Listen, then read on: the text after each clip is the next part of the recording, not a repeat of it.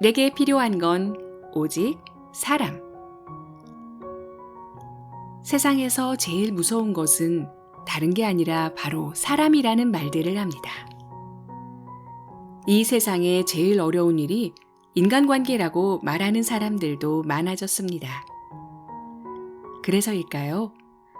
사람들은 처음 만날 때부터 서로 견제를 하고 잔뜩 긴장하며 마음의 문을 닫아놓고 만나게 됩니다. 어울려 노는 것보다 혼자 하는 놀이에 빠지는 아이들. 같이 사는 것보다 혼자 사는 게 편한 어른들이 많아져 갑니다. 나 역시 혼자 문제를 떠안고 혼자 답을 찾는 것에 익숙해질 때쯤 가슴을 쿵치는 글 하나를 만났습니다.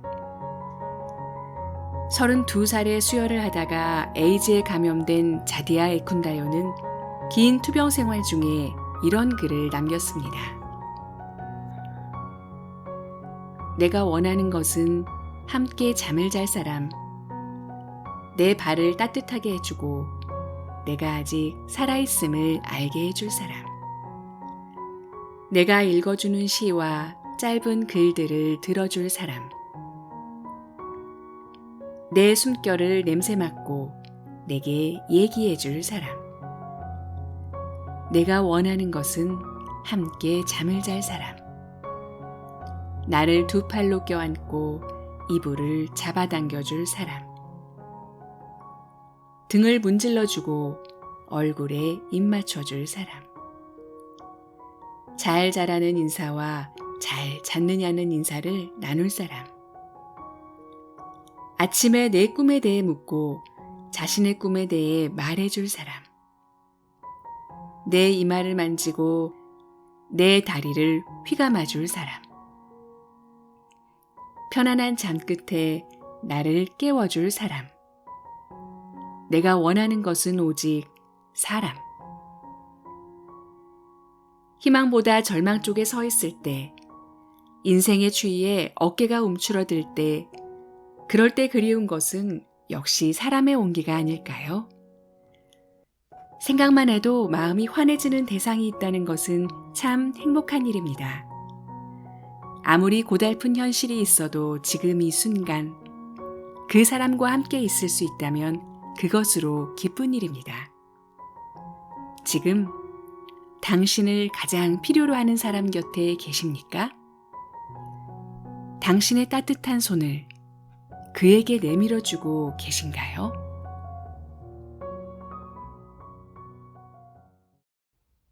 실수는 나의 힘.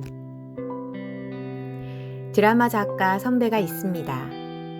그 선배는 언제나 자신의 실수를 빨리 인정합니다. 실수를 인정하는 것은 쉬운 일이 아닙니다. 쓸데없는 자존심이 고개를 쳐들기 때문입니다. 내 실수였어. 미안해. 이렇게 쿨하게 인정하고 잘못을 시인하는 그 선배는 항상 평화로워 보입니다. 그래서 더 크게 보입니다. 동물의 세계라는 프로그램에서 수천 수만 년을 날아오르고 내려앉기를 거듭하던 구남 갈매기나 흰머리 독수리들도 어느 순간 착지를 하지 못해 실수하는 장면을 보고 김영천 시인은 이런 시를 썼지요. 날개를 접으며 다리를 모으며 땅에 내려서는 그대로 서지 못하고 미끄러지며 넘어지며 겨우 서네. 살며시 내려앉는 방법을 아직 모르고 아하, 나의 가끔의 실수가 그렇구나. 수천 수만 년이나 같은 일을 해오던 갈매기들도 제대로 착지를 못할 때가 있습니다. 때로는 실수도 하고 때로는 넘어지니까 우리는 발견할 수가 있습니다. 실수를 눈 감아주는 너그러운 사람을, 그리고 내가 넘어졌을 때 손 내밀어 일으켜주는 사람을. 그런데 내 실수를 곱게 봐주던 눈길들은 다 사라지고 내가 남의 실수를 곱게 봐줘야 되는 시기가 오는 것. 그게 바로 나이가 들었다는 증거겠지요. 그래서 나이 들수록 조심을 더 해야 합니다. 누구나 웃을 수 있는 실수만을, 그 누구한테도 상처를 주지 않는 실수를 하면서 살았으면 좋겠는데 가끔 남의 가슴을 후벼 파는 실수를 하게 됩니다. 그것도 사랑하는 사람의 마음을 아프게 하는 실수를. 누구한테나 들키는 실수는 오히려 괜찮습니다. 하지만 보이지 않는 잘못을 저지르게 되는 경우도 많습니다. 내가 저지른 실수가 사랑하는 사람에게 헤어날 수 없는 아픔으로 작용하면, 그러면 정말 어떡하죠? 가벼운 농담 한마디가 사랑하는 사람의 마음을 아프게 한다면, 못난 질투로 괜히 그 사람의 마음을 다치게 한다면 어떡하죠? 그건 정말 돌이킬 수 없는 실수가 될 텐데. 내가 그랬어요? 그래서 당신이 그때 그렇게 아팠단 말이에요? 그런데 내가 몰랐다고 용서받을 수 있을까요? 실수와 실패는 경험의 또 다른 말이라지만 요즘은 이런 기도를 드리게 되네요. 내 실수 때문에 다른 사람이 마음 다치는 일 없게 해주세요.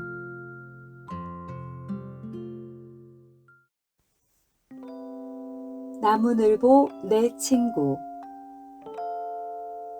날쌔고 강한 것만 살아남는다는 동물의 세계에 아주 느린 동물이 있습니다. 바로 나무늘보입니다. 열대 밀림 지역에 사는 나무늘보는 아무리 열심히 뛰어도 1분에 1m밖에 이동하지 못합니다. 나무늘보는 행동만 느린 것이 아니고 재채기도 느리게 합니다. 애취가 아니라 애취, 이렇게 말입니다. 빠르기만 추구하는 세상에서 느긋하고 천천히 반응하는 나무늘보. 그러다 보니 위기에 둔감해서 위급한 상황이 와도 오래 버팁니다. 물속에 30분 이상 갇혀도 살아남고 상처를 입어도 늦게 반응하다 보니 자연치료가 돼서 생명이 아주 깁니다. 느림보 나무늘보는 빠르게 질주하는 현대인들을 향해 묻습니다. 여보세요. 뭐가 그렇게 급해서 빨리 달려가십니까?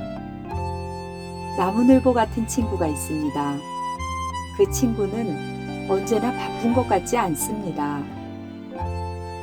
단 한 번도 서두른 적이 없고 밥도 천천히, 말도 천천히 합니다. 그런데 이상한 일이죠? 그 친구는 참 많은 일을 해냅니다. 교사이자 두 아이의 어머니로 살면서 글도 쓰고 봉사활동도 여러 군데 다니고 여가 시간에는 기타까지 배웁니다. 과연 비결이 무엇일까요? 나무늘보 친구는 이렇게 말합니다. 우리에게 주어진 시간은 사실 많다라고요. 시간도 자연의 일부인데 우리는 시간을 두려워만 할 뿐 그 시간을 느끼지 못하는 것은 아닐까요? 사실 우리에게 주어진 시간은 많은데 우리는 무엇이 그리 바쁜 걸까요? 모든 것이 빠르게 달려가는 속도의 세상에서는 불안의 속도도 빨라집니다. 사랑하는 사람에게 문자를 보냈는데 답장이 없으면 불안해서 안절부절 못하다가 결국 통화 버튼을 누르고 맙니다.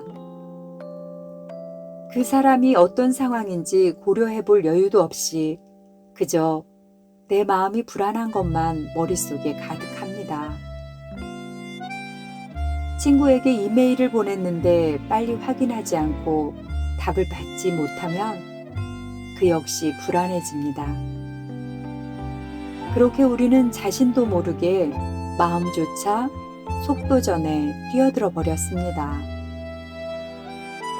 속도가 빠른 세상일수록 우리 마음의 기어는 전자동이 아니라 수동이었으면 좋겠습니다. 천천히 그 기어를 조정하면서 기다리는 법도 알고 불안과 불만 대신 나무늘보의 여유를 키울 수 있었으면 좋겠습니다.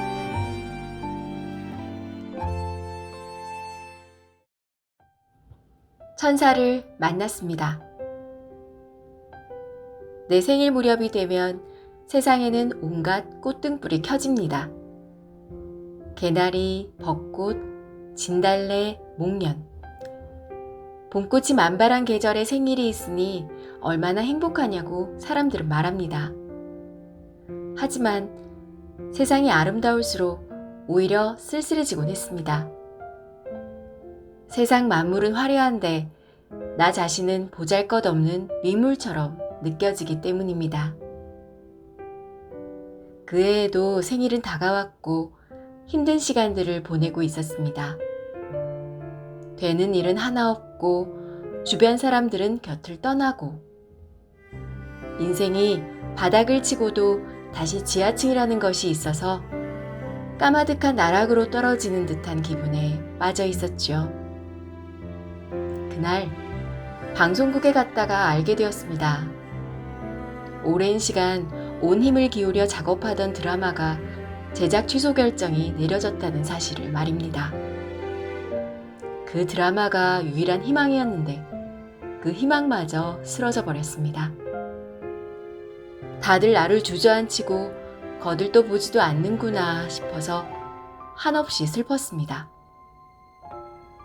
고개를 푹 숙이고 걷는데 그날따라 꽃들은 왜 그리 곱던지 울고만 싶었습니다. 아파트 단지로 들어서니 단지 안에 늘어선 봄나무들에서 꽃향기가 어질어질 풍겨왔습니다. 벚꽃이 흩날리고 목련이 흰살결을 드러내고 진달래, 개나리가 만발한 단지를 걸어 들어오는데 마음이 더욱 깊은 우물 안에 갇힌 것처럼 어두웠습니다. 꽃들의 자태가 나를 더욱 위축시켜서 고개를 푹 떨구고 걸었습니다. 그때 아파트 동 앞에 백발의 할머니가 서 계셨습니다. 허리가 굽고 지팡이를 짚고 계신 할머니는 여든이 훌쩍 넘어 보였습니다. 할머니가 멀리서 걸어오는 저를 계속 쳐다보시더니 말을 건넸습니다. 안녕하시우. 10년 넘게 살았지만 동네에서 한 번도 뵌 적이 없는 할머니였습니다. 할머니는 온화한 미소를 지으며 말했습니다. 댁이 꽃보다 훨씬 곱수. 할머니의 그 말이 어두운 마음에 등불을 탁 켜주었습니다. 꽃들의 자태에 눌려 내 모습이 초라하게만 느껴졌는데 하는 일마저 꼬여서 심사마저 뒤틀린 자신이 혐오스럽고 미웠는데 그런데 꽃보다 더 곱다니 갑자기 신분 상승을 해 여왕이 된 기분이었습니다. 마음에 환하게 켜진 등불이 가동되면서 거짓말처럼 힘이 솟았습니다. 그런데 뜻밖의 말을 들어서 당황한 나는 쑥스럽게 웃고는 그냥 들어와 버렸습니다. 집에 와서 생각해보니 인사를 드려야 했는데 싶었습니다. 우울한 마음을 삽시간에 환하게 밝혀주신 할머니에게 뭐라도 드리고 싶어서 냉장고를 뒤져 과일 몇 개를 꺼냈습니다. 그러고는 봉지에 담아 아파트 앞으로 나갔습니다. 하지만 이미 할머니는 가버리고 안 계셨습니다.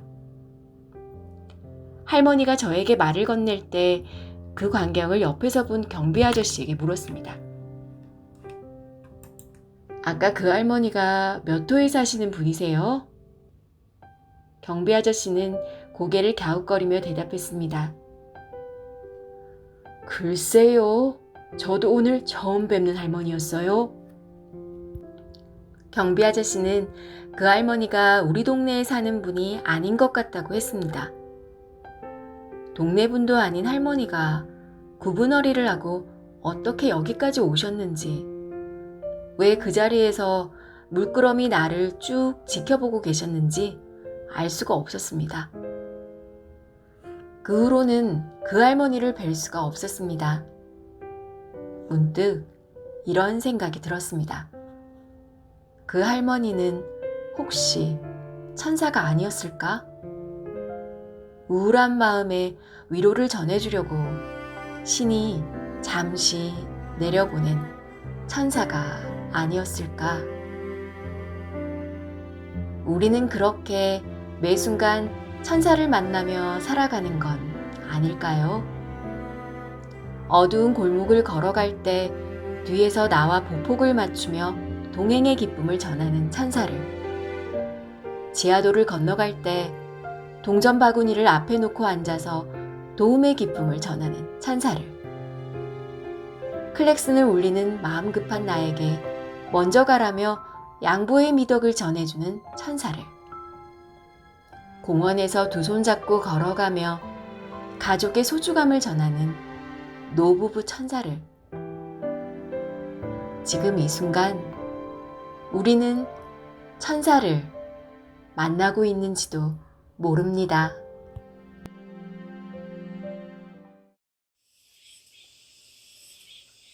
눈물밥. 아버지에게 절망의 순간이 닥쳤습니다. 사업이 망하면서 온 가족이 하루아침에 거리로 나앉게 된 것입니다. 나이 50줄에 모든 것을 잃어버린 아버지는 자주 술을 찾았고 방황의 늪에서 벗어나지 못했습니다. 결국 아내는 집을 나가버렸습니다. 그날도 술에 취해 집에 들어갔는데 한참 꼼지락거리는 소리가 들리더니 어린 맏딸이 고사리 같은 두 손으로 밥상을 들고 들어왔습니다. 그리고 이번엔 작은 딸이 아랫목에 겹겹이 덮어놓은 이불 밑에서 밥 한 그릇을 꺼내 놓았습니다. 아랫목 이불 밑에 밥을 넣어두면 식지 않는다는 것을 철부지들이 어떻게 배웠을까? 아이들은 이불 밑에 밥을 넣어두고 얼마나 기다렸을까 싶어 아버지는 그날 눈물밥을 먹었습니다.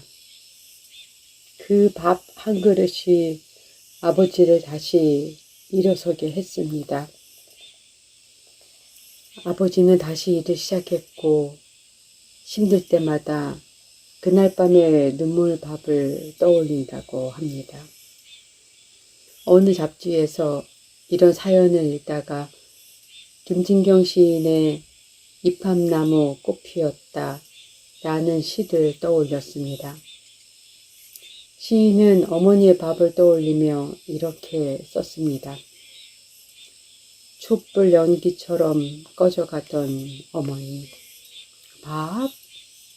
마지막 눈길을 주며 또 밥 차려주러 부시럭 부시럭 잇몸을 일으키시다. 마지막 밥 한 그릇 끝내 못 차려주고 떠나는 게 서운한지 눈물 한 방울 떨어뜨리신다. 그 눈물 툭 떨어져 뿌리에 닿았는지 이팝나무 한 그루 먼 곳에서 몸 일으킨다. 먼 세상에서 이편으로 가까스로 가지 뻗어 톡 경계를 찢는지 바발같이 하얀 꽃 가득 피었다. 어머니가 돌아가신 후 시인의 눈에는 이팝나무에 가득 피어난 꽃이 어머니가 그토록 차려주고 싶어 하던 생의 마지막 순간까지도 자식에게 먹이고 싶어 하던 하얀 쌀밥처럼 보였습니다.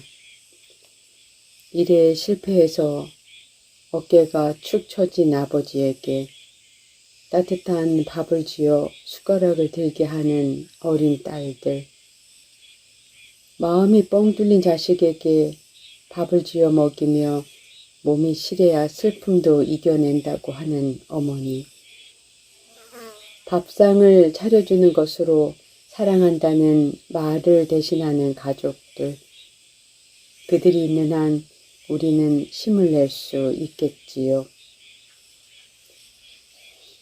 어린 딸이 고사리 같은 손으로 지어준 밥을 먹어본 사람은 어머니의 따뜻한 밥 한 그릇을 추억하는 사람은 절망할 수 없습니다. 슬퍼할 수도 없습니다.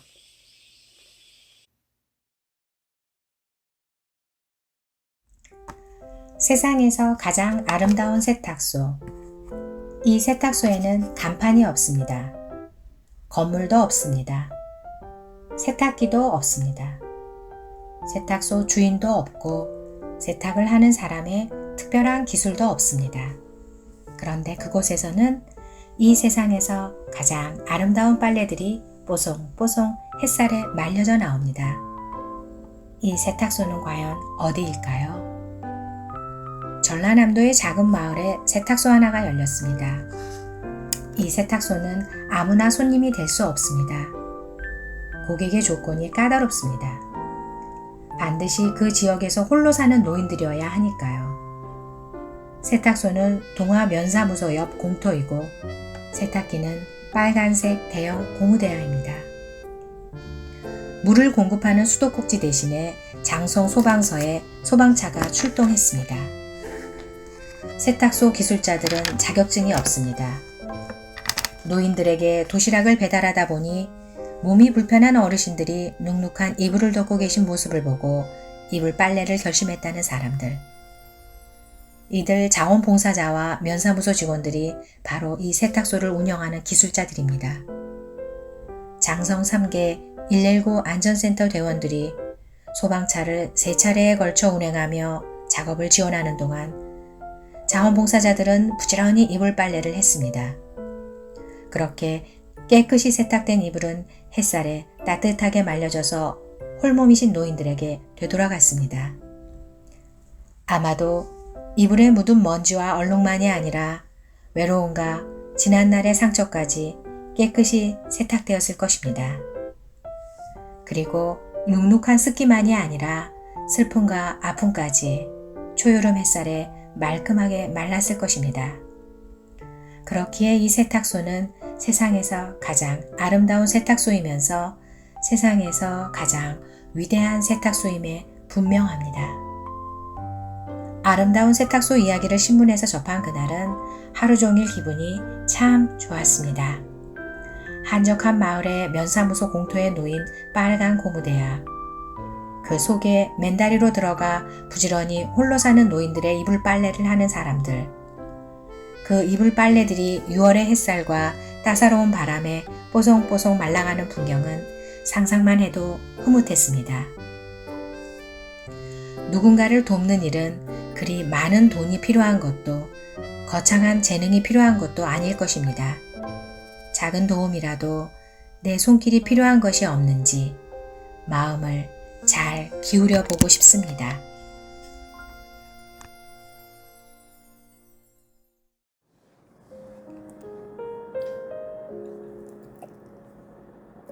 친구야, 힘내. 학교 때에 동창들이 모이는 날이 다가왔습니다. 그녀는 모임을 앞두고 나갈까 말까 수없이 망설였지만 나가기로 했습니다. 넉넉지 않은 살림과 시아버지의 병간호로 지칠 대로 지쳐있던 그녀였지만 하루쯤 홀가분한 시간을 갖고 싶었던 것이 가장 큰 이유였습니다. 나가자. 나가서 아무 생각하지 말고 오랜만에 친구들 얼굴이나 실컷 보고 오자. 지하철을 타고 가는 동안 학창시절이 주마등처럼 스쳐 지나갔습니다.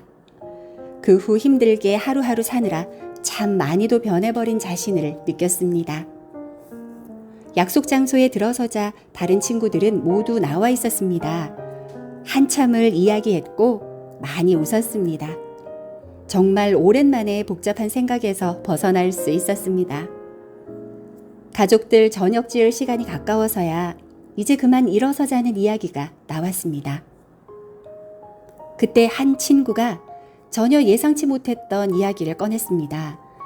오늘부터 회비를 걷기로 했는데 그녀에게만 회비 걷는다는 말을 전하지 못했으니 오늘 거둔 돈은 일단 그녀가 갖고 있으라고 했습니다.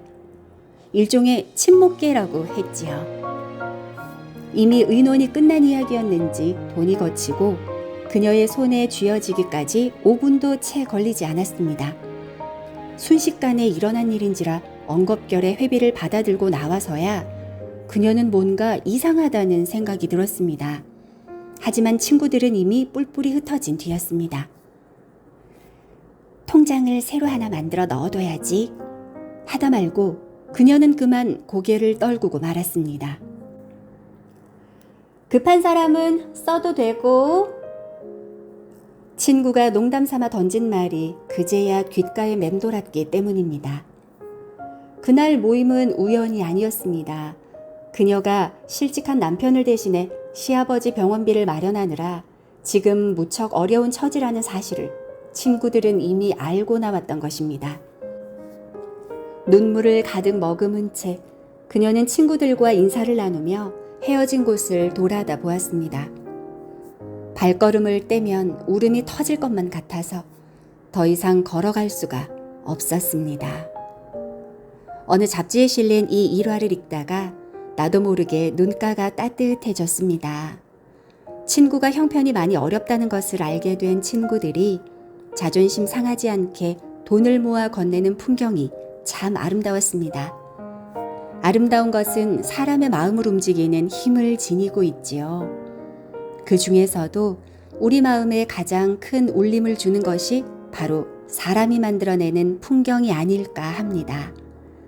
사람과 사람이 서로 기대고 살아가는 모습들, 서로 위하며 서로 미소를 나누는 모습들이 우리 마음을 움직이는 가장 강렬한 아름다움입니다.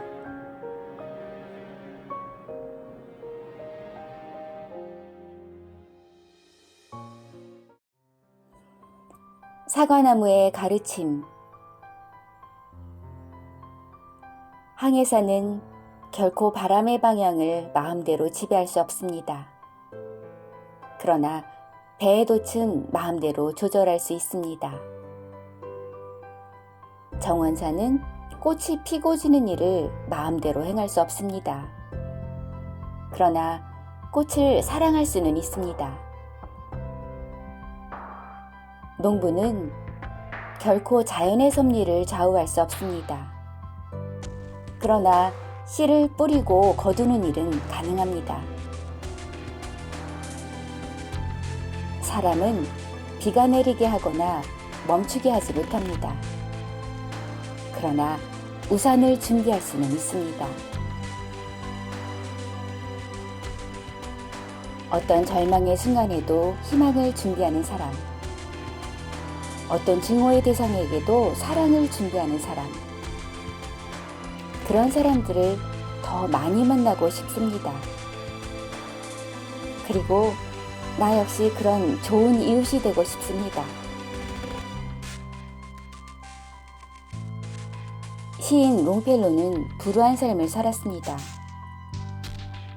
첫 번째 부인을 병으로 잃었고 두 번째 부인 역시 사고로 잃었습니다. 세월이 흘러 롱펠로가 죽음을 앞둔 어느 날 기자가 이렇게 물었습니다. 그렇게 고통스러운 날들을 지내면서도 어쩌면 그렇게 주옥 같은 시를 쓸 수 있었습니까? 그러자 롱펠로는 정원에 있는 사과나무를 가리키며 이렇게 대답했습니다. 저 사과나무에는 해마다 새로운 가지가 생겨나지 나는 나 자신을 저 사과나무의 새로운 가지라고 생각했어. 그래서 힘들고 어려울 때마다 힘을 얻었네. 새롭게 뭔가 다시 시작할 수 있다는 것은 참 좋은 일이지요. 그래서 사람들은 흐르는 세월에 금을 그어서 숫자를 붙이고 이름을 붙이곤 했나 봅니다. 계절이 바뀌고 있습니다. 고맙습니다. 이제 뭔가 다시 새롭게 시작할 수 있을 것 같습니다.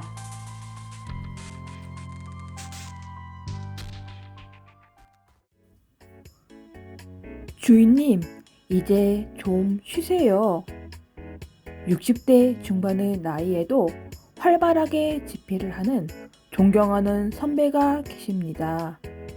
그 선배에게는 고양이 한 마리가 있는데 길 잃은 고양이를 데려다 기르다가 정이 깊이 들었다고 합니다. 선배가 오랜 기간 연속극을 쓸 때였습니다. 며칠 밤을 새우고도 원고가 잘 나오지 않아 미칠 것만 같았습니다. 식사도 못하고 잠도 못 자고 컴퓨터 앞에 앉아서 낑낑거리고 있었습니다. 너무 지쳐서 똑바로 앉아있을 수도 없었습니다. 쉬고 싶지만 원고를 빨리 써달라는 독촉 때문에 그럴 수가 없었습니다. 딱 죽고만 싶었습니다. 등을 굽히고 어깨를 축 내리고 그렇게 앉아서 간신히 자판을 치는데 고양이가 자판 위에 올라가 화면을 가리며 움직이지를 않았습니다. 비켜, 글 써야 돼. 고양이는 아무리 사정해도 비키지 않았고 들어서 밑으로 옮겨 놓으면 다시 올라와서 자판과 화면을 가려버렸습니다. 너 정말 왜 이래? 원고 써야 된다니까. 그래도 고양이는 비키지 않고 애원하듯 선배를 바라보았습니다. 고양이의 눈을 들여다보니 고양이가 하는 말이 들리는 듯 했습니다. 주인님은 씻어야 돼요. 너무 지치셨어요. 선배는 고양이가 전하는 호소에 가슴이 뭉클해졌습니다. 그리고 못 이기는 척 의자에서 일어났습니다. 고양이가 신이 나서 선배를 밖으로 이끄는 듯 먼저 나갔습니다. 선배도 고양이를 따라 나갔습니다. 고양이와 함께 동네 한 바퀴를 산책했습니다. 푸른 나무를 보니 그동안 컴퓨터 화면만 보느라 침침했던 눈이 환해졌습니다. 펴지지 않던 허리가 펴졌습니다. 싱그러운 바람이 뺨위를 스치자 이제야 살 것 같았습니다. 몸과 마음이 자연의 배터리로 가득 채워지는 듯 했습니다. 선배는 고양이를 꼭 끌어안았습니다. 네가 날 살렸구나. 고맙다.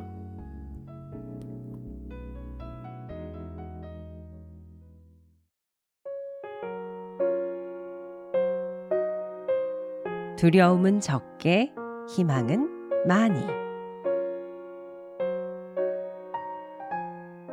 생사의 기로를 헤매는 소년이 있었습니다. 워낙 심각한 부상이었기에 담당 의사는 한두 줄을 넘기기 어렵다는 판단을 내렸습니다.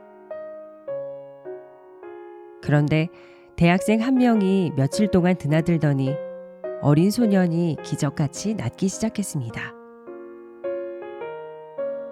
놀라운 회복 속도에 궁금해진 담당 의사가 소년에게 갑자기 회복이 빨라지기 시작한 원인이 무엇이냐고 물었습니다. 그러자 소년은 이렇게 대답했습니다. 형이 와서 영어 동사 변화를 가르쳐주면서 그랬어요. 이걸 알아둬야 다음 학기 공부에 뒤처지지 않을 거라고요. 그래서 소년은 확신을 한 겁니다. 내가 나아서 다음 학기에 공부할 수 있구나. 그렇지 않고서야 나에게 다음 학기 공부를 미리 가르쳐 줄 리가 없다라고 말입니다. 전혀 소생 가능성이 없던 소년을 빠르게 회복시킨 비결은 바로 희망이었습니다. 산속의 적은 물리치기 쉬워도 마음속의 적은 물리치기 어렵다는 말들을 합니다. 산적보다 무서운 마음속의 적은 스스로 절망하는 마음입니다. 누구에게나 공경은 다가옵니다. 그러나 어떤 사람은 당황해서 주저앉고 어떤 사람은 그 속에서 해답을 찾습니다. 어떤 사람은 사방이 막혔다고 절망하고 어떤 사람은 위쪽은 언제나 뚫려 있다는 사실을 알고 하늘을 보며 희망을 품습니다. 자기 신뢰는 칫솔과도 같다고 합니다. 정기적으로 매일 사용해야 하는 것. 하지만 남의 것은 절대 쓸 수 없는 것이 바로 자신에 대한 믿음입니다. 오늘은 이런 스웨덴 속담을 마음에 잘 새겨봅니다. 두려움은 적게, 희망은 많이.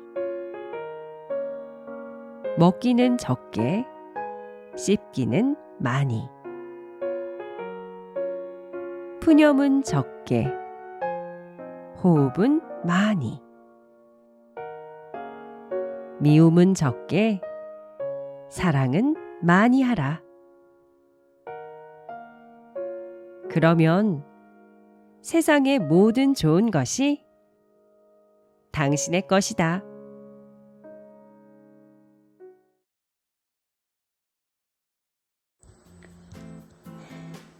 참 좋은 당신을 만났습니다.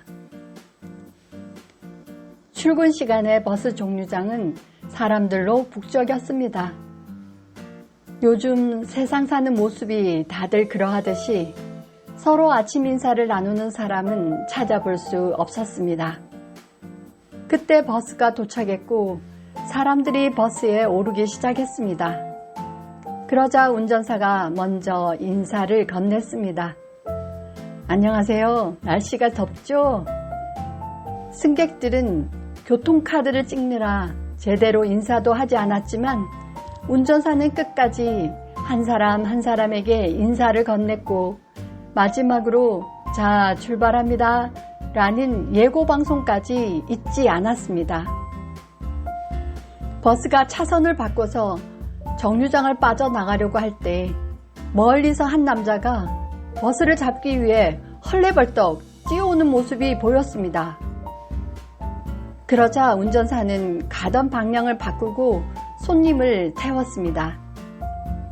그러고는 급히 버스에 오른 남자에게 뛰어오시느라 숨차시죠? 고생하셨습니다. 라고 웃어주었습니다. 버스에 탄 남자는 감사합니다. 라는 말을 몇 번이나 하며 기쁜 표정을 지었습니다. 버스가 종점에 도착하자 무표정하게 일권하던 승객들도 운전사의 안녕히 가세요 라는 말에 감사합니다 라고 대답하며 밝게 웃었습니다. 어느 신문 독자 투고란에서 읽은 이야기입니다. 출근길에서 만난 친절한 운전사 덕분에 기분 좋게 하루를 시작한 남자는 그날 만나는 사람들한테 친절을 전염시킬 수 있었다고 합니다. 만일 버스가 그냥 지나갔더라면 그는 운전사에 대한 원망으로 하루가 즐겁지 않았을 겁니다. 그리고 그가 만나는 사람들에게 불쾌한 기분을 전염시켰겠지요. 버스 운전사의 작은 배려와 친절은 그렇게 많은 사람들에게 힘찬 하루를 시작하는 에너지를 준 셈입니다. 작은 친절, 작은 미소를 보내는 당신. 그런 당신은 참 좋은 사람입니다.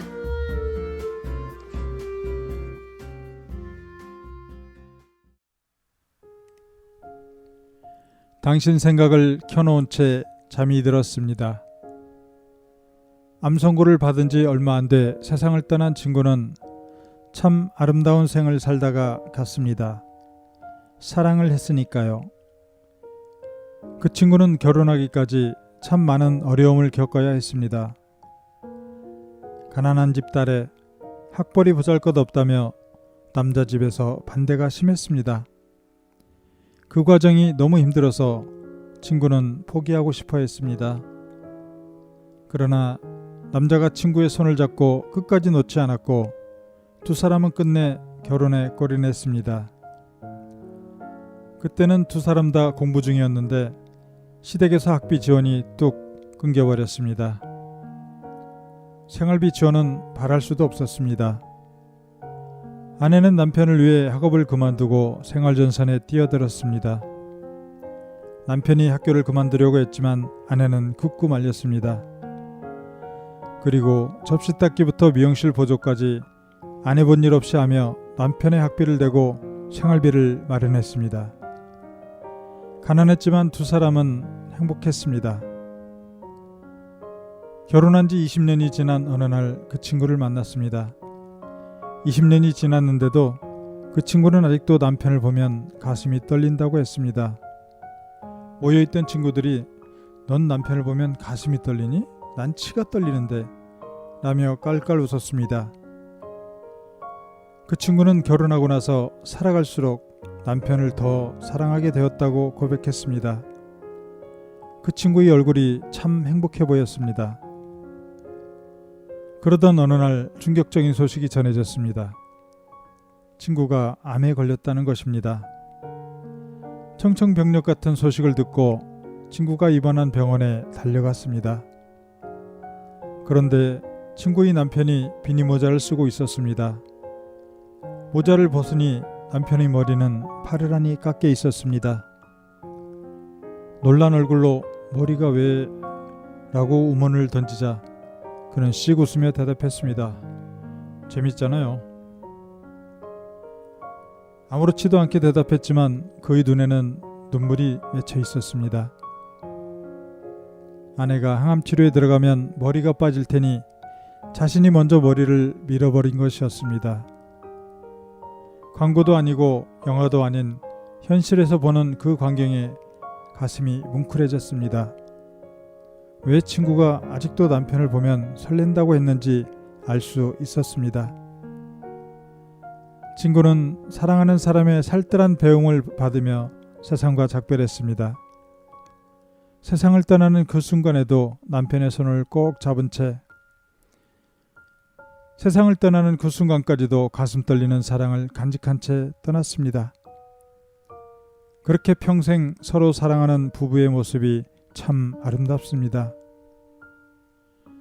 사랑을 지키기 어려운 시대에 그 사랑을 더 갖고 나가고 날이 갈수록 더 깊이 사랑했던 친구 부부는 운명이 삶과 죽음으로 서로 갈라놓은 그 후에도 여전히 사랑하고 있는 듯합니다.